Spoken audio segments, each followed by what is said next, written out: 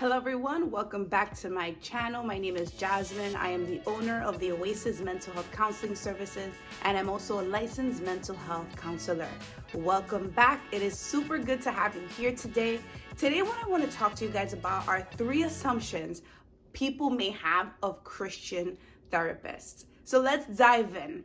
Number 1, many people would assume that a Christian therapist is not trained, is not really a clinician or a trained therapist. That is not true.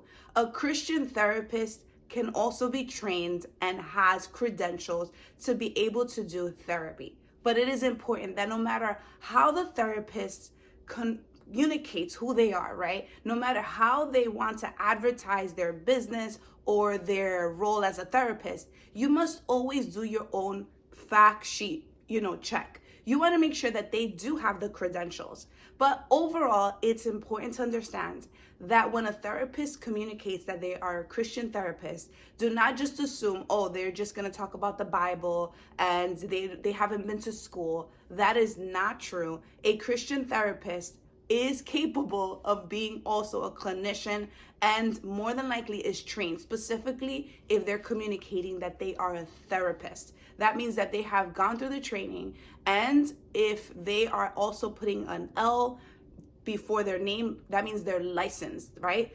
LMHC, for example, that's me. I'm a licensed mental health counselor. But the difference is that I communicate that I'm a Christian therapist because that's the angle in which I provide the services, right? So just make sure that before you get any service from anyone, that you yourself are going online and checking the therapist profile and making sure they have the credentials and the training that you're seeking for. Number 2, it's easy to assume that a Christian therapist wants to convert the client towards their belief system. That is not true. Therapy overall is the concept to help the person in their journey where they find themselves stuck or in a difficult situation. The therapist is just coming along with the person in their journey to restore their mental health, period, right?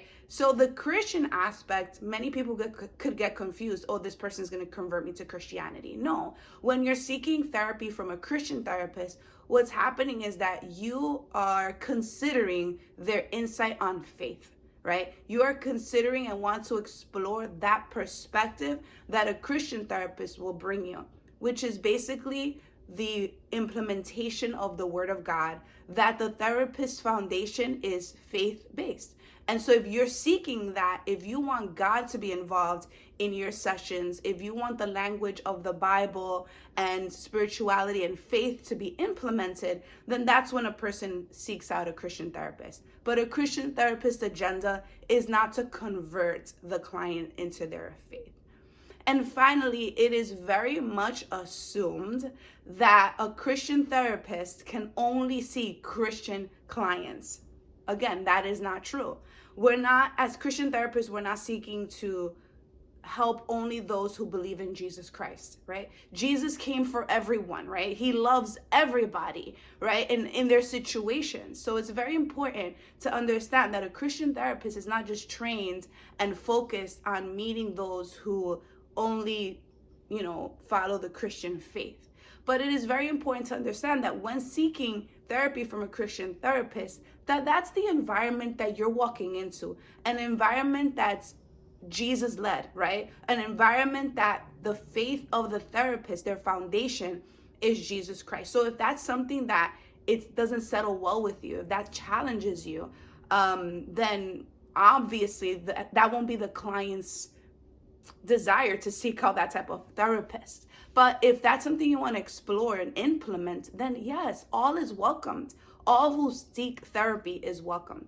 Now, it's very important, and I want to speak to the Christian therapist too, that you also, as a therapist, have your negotiables and non-negotiables, right? So in the sessions, what we're not going to do is debate on faith. We're not going to come into an argument with the client in regards to their faith, right? So how do we do that? From the beginning, even from the intake, even before that, as you're doing the consultation, it's important that these points are explained and communicated before we start diving into the therapeutic work. It's important to lay it out what the boundaries are right before sessions. From the therapist perspective and also clients, you are able to share what your negotiables and non-negotiables are right from the door, even before opening the door. This could avoid a lot of conflict.